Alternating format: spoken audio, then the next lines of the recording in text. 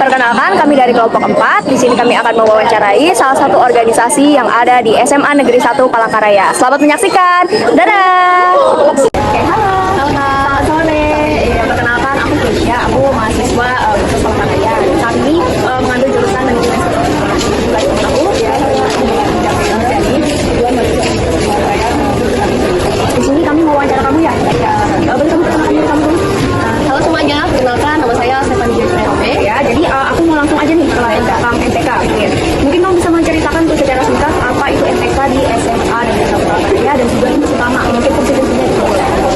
MTK itu singkatan dari Majelis Perwakilan Kelas. Jadi dari setiap kelas itu mulai dari kelas 1, kelas 11 terutama gitu.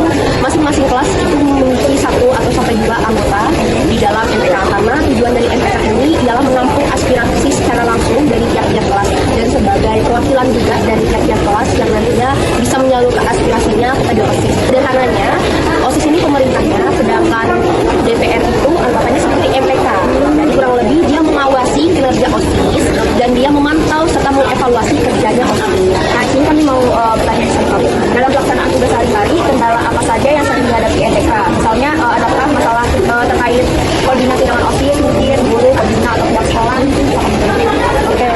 Yang paling utama dalam organisasi itu ialah kerjasama. Dan untuk menjalin kerjasama itu tentu ada hambatannya.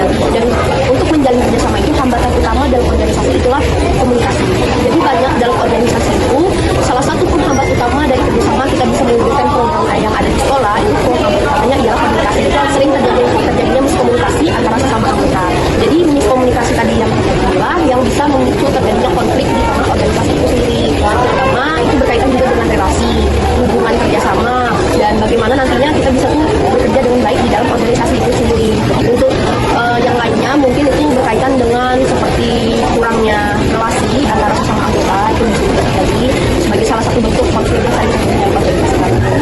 Dan mungkin itu saja kan dan konflik dan masalahnya itu kembali lagi ke dalam masing-masing individu yang berbeda-beda dan salah satu ya utamanya itu tadi komunikasi itu. Ini tentang menurut kamu apa yang harusnya dilakukan agar MTK bisa lebih efektif dalam untuk bagaimana sih yang itu bisa berjalan dengan baik? Yang pertama, dalam suatu organisasi itu ada suatu tujuan yang ingin kita capai. Untuk mencapai tujuan itu perlu yang namanya kita melakukan strategi untuk bisa kita mencapai tujuan itu. Yang pertama, kita perlu ada yang namanya manajemen organisasi. Jadi mana kita menentukan pengurusnya, mulai yang dari ketua, wakil, dan masing-masing bidang.